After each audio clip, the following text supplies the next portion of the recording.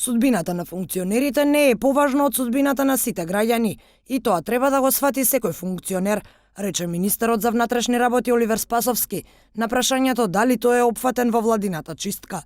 Додаде дека и тој смета дека мора да има смена на кадри кои не си ја вршеле добро функцијата или кои не ги исполниле очекувањата за кои биле поставени. Сметам дека треба да има и реконструкција, меѓутоа треба да има и смена на одредени кадри врз основа на критериуми кои што ќе бидат утврдени врз основа на ангажманите на работата и така натаму.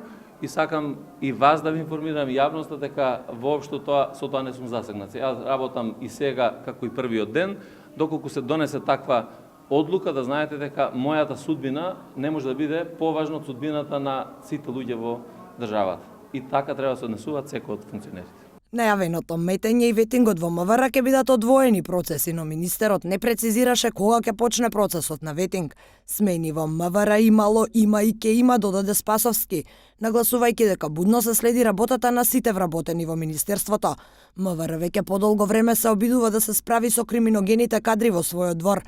Во истрагата за последната акција за откривање дрога е опфатен и полициски службеник, а претходно неколкумина службеници беа со налог однесени на судска медицина поради сомнение дека во организмот имаат психотропни супстанци.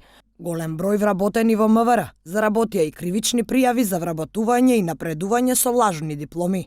Во МВР има кадрски промени од првиот момент и ќе има и понатаму на кадри кои што работат, кои што не дале резултати во однос на своето работење или кои што барем не ги исполниле очекувањата за тоа дека треба да ги исполнат тие принципи за кои што ние се залагаме и тоа е процес кој што ќе трае постојано. Секогаш ќе имаме ситуација во која што ќе се оценува работата на било кој внатре во министерството, дали се наоѓа на раководна позиција, дали е полициски службеник и врз основа на тие принципи ќе се носат и одлуки.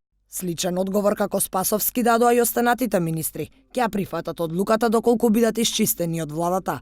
Речиси сите изјавија дека ги наблюдуваат состојбите во својот двор, со што практично најавија и смени во одредени оддели. Од коалициониот партнер ДУИ стигнаа пораки дека сами ќе се чистат во своите редови. Аналитичарите пак сметаат дека потребно е промена на системот, а не само на одредени имиња.